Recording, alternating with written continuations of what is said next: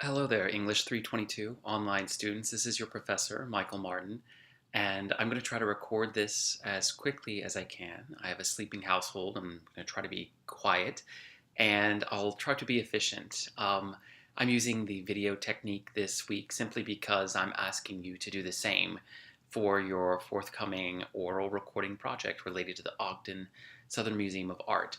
So for that project, you can either record yourself with video or audio, and you know what I mean, oral without a video. And I encourage you to use video though and get out in front of it. I want you to get used to speaking. Many of you will be going into teaching or into fields where you'll be speaking quite a bit, and so the more you can speak, the better. For that assignment, look at the way that specifics, and you won't know until you've read the Southern Lit stories on the one hand, and then seen the paintings at the Ogden Museum to find specific points of correlation, original points of correlation. It could be, well, you see a river and you might think of the river setting in Flannery O'Connor's short story. You might see sugarcane from in some of the photography in the Ogden Museum, and you can connect that back to our piece by Jean Toomer, Blood Burning Moon. So there's different ways that you can be creative. The last thing I'll say, and then I'll jump right in, if you have time, and I certainly understand if you don't, but I'd like you to get started as soon as you can. If you have time to start William Carlos Williams's Paterson, Book 1, please do so. I provided a link to that. I mention that because I need you to read that quickly next week and decide whether you'll be doing that for your final project, or you'll be doing the southern pieces in a comparison of landscape. So that final project primer's up. We have a lot going on. You're going to do well, but it's a lot at once. Hang in there. So the four pieces we read this week are from writers you may know. Alice Walker from uh, um, The Color Purple. Sorry, I drew a blank. And you may also know some of Flannery O'Connor's short fiction, and maybe Eudora Welty, maybe Jean Toomer, but I'm thinking O'Connor and Walker. Walker's still living. This piece was published Everyday Use in 1973. The earliest one we had would be Jean Toomer's Cane, which was 1923. And in between, we have literature by Welty. I'm taking a quick look from the 1940s, and you also have O'Connor's 1955 short story. So you've been the wide gamut of Southern fiction. I'm not going to say that all Southern Lit is the same. It certainly isn't. And the four pieces you read this week, they identify Southern writers, but there's a wide variety of themes used.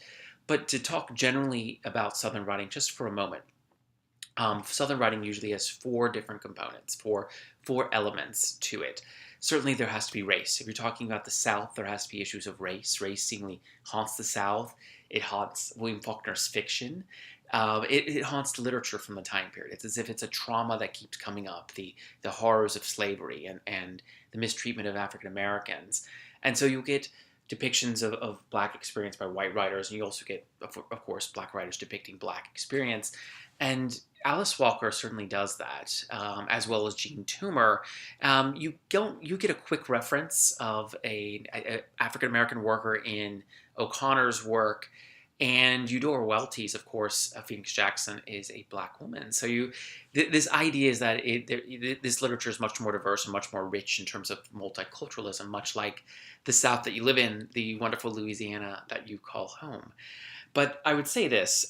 So you have race, you have Christianity, number two, because Flannery O'Connor says that the South is the Christ-haunted South. You can't escape the specter of Christianity and of Jesus. So you get lots and lots of biblical references, biblical symbolism.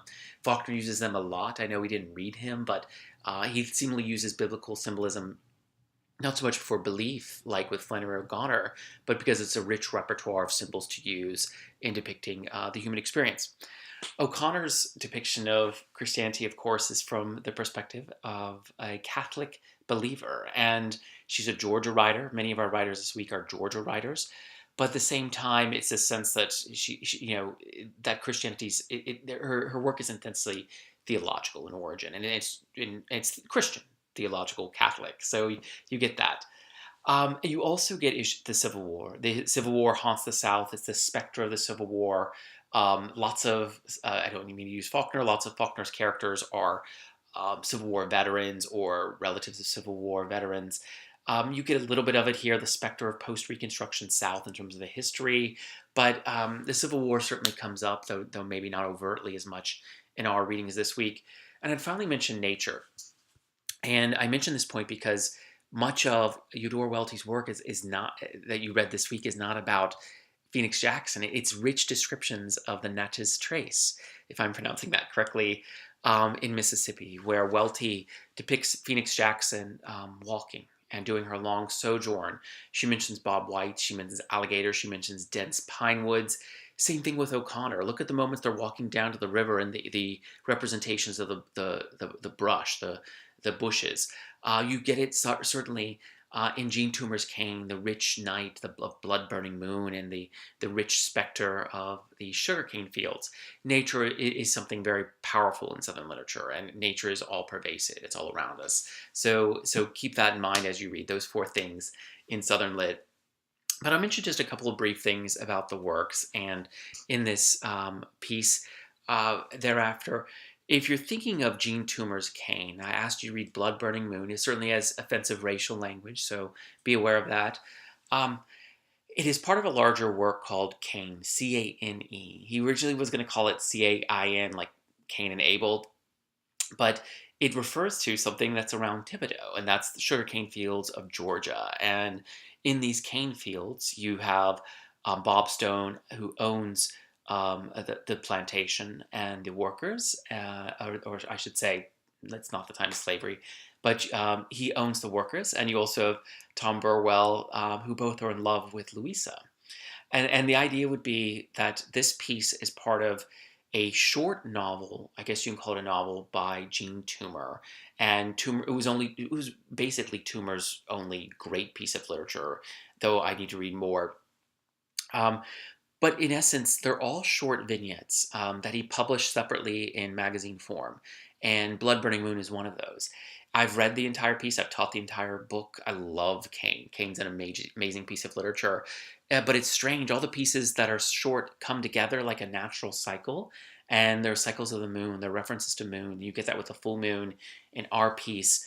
In Cain, the book, it goes from the south to the north, back to the south again, which represents the southern migration up north after the ancestral birth in the South during the Great Migration, I should say, of African Americans to northern cities. But this one is from the early southern sections. White people are not depicted as much in Jean Toomer's Cane. In this one, they are. But note that besides Bob Stone, they aren't really named. When they go after Tom Burwell, it's just a community. It's just a kind of voice. He calls it a throng of people.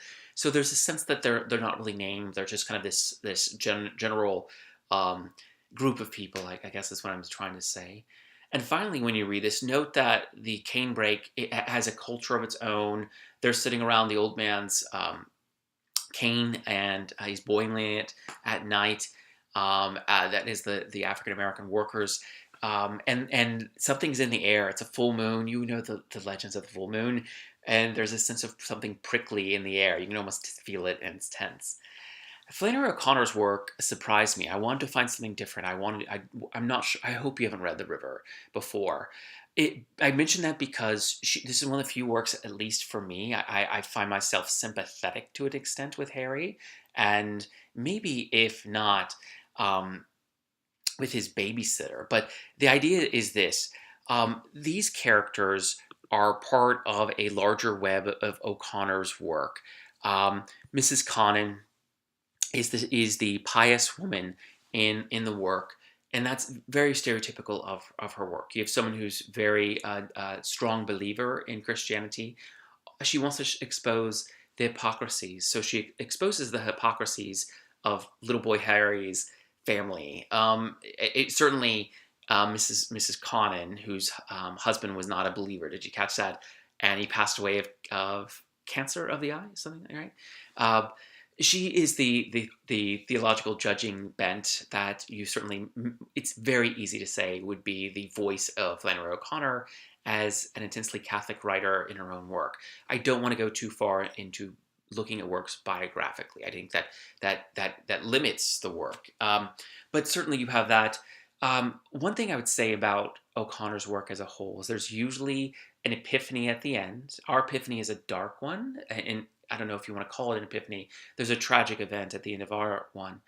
And the other thing I would say, and then I'll be quiet about her, is that there's usually a moment of what's called the grotesque. O'Connor did not like this term, but I find it fitting. Her works often feature characters who are, I don't know how to describe this, physically unattractive. Some of her characters in other works have protruding teeth, yellow teeth. One character in another work just keeps vomiting. And in this work, you kind of see it with some of the physical descriptions of the people on the public lines that Mrs. Conant and Harry, or Bevel, as he calls himself, takes early on. So some of their physical descriptions are unattractive, and the idea would be she's showing the world. This is not your professor's theory. This is a general approach to O'Connor, how grotesque this world is from an old school Catholic vantage point. In other words, she's trying to show a secular audience the horrors of this world because the other world is better from the Catholic Christian vantage point. It's old school Catholicism, and that's a vantage point approach to her work that many people have. Certainly, we want to critique the materialism of Harry's family, and that there's a lot of that going on here. But look for the nature imagery, look for the epiphany at the end, and look for the water imagery. I think found it so rich, as well as some of the natural imagery. The only things I would say about everyday use would be that the tension is a wonderful tension. We get to see the world from Mama's vantage point. We get to see this tension between her vision of things with Dee and with her daughter Maggie. And we're somewhere in Georgia. And we have the wonderful Johnny Carson moment at the very beginning. But the idea would be Dee comes back, and you caught this, right? You caught what religion she and her boyfriend had converted to. They don't eat pork. He has a beard, right? You got it? And the greeting, and I'm going to mispronounce this, bear with me, Assalamualaikum, is a traditional Islamic greeting. So in this sense, the critique is on black culture, if that's correct, because Dee has changed, and she no longer appreciates the rural, simple culture. She wants to appropriate the quilt, right? That Maggie has been given as a wedding present, and she wants to use it for aesthetic purposes. She finds the house fascinating, but not from a very sympathetic vantage point, and she seems to be a cold character. There's the issue with the fire at the beginning. You get Maggie's scars, both her physical and literal, unfortunately, scars. So I like the ending of Everyday Use, and it's Georgia. We've got lots of Georgia works this week. O'Connor's based in Georgia. Jean Toomer's writing in Georgia, and you certainly have that as well. And finally, Yor Welty's A Warm Path. Welty herself said, don't get hung up on whether the story regarding Phoenix Jackson's grandson is correct, right, or is true, right? The idea would be once she gets to Natchez, if I'm pronouncing that correctly, which isn't far from us, she eventually is told, yeah, your grandson swallowed lye, and that would be poisonous, unfortunately. So the idea would be it's the journey itself, and it's a spiritual journey. It's a horrific journey because you have the terrible experience with the white hunter. Notice there's the black cur, and there's lots of symbolism with that. But again, I can't help but think how quiet the Mississippi morning and the day is as Phoenix Jackson is walking. You have the symbolism with her name, and you certainly have her being much more perceptive than she gives herself to be. She takes a coin from the white hunter, and she basically also gets money when she's in Natchez. So you have that, and you have the wonderful, rich, evocative portrayals of the Southern landscape, which is, again, one of their hallmarks of the four. Christianity, race, the Civil War, and nature are all prevalent in Southern pieces. It wouldn't surprise you if I said Welty also does kind of Gothic fiction in terms of fantasy worlds. She also has epiphanies in her work. Death of a Traveling Salesman has an epiphany as well. I think I've prattled on too long, but I hope this was helpful. I hope that the class is going well. I know we have a lot going on, and I wish you a good day, good night, whatever time you're viewing this. Take care.